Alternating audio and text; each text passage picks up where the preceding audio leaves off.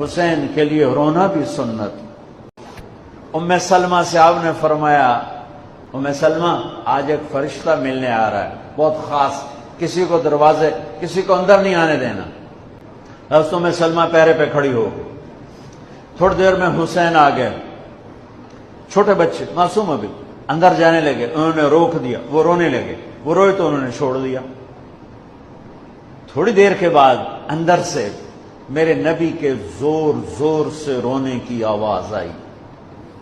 ام سلمہ نے کہا میرے ماں باپ قربان یا رسول اللہ، کیا ہوا؟ آپ ایسے تڑپ کے کیوں رو رہے ہیں؟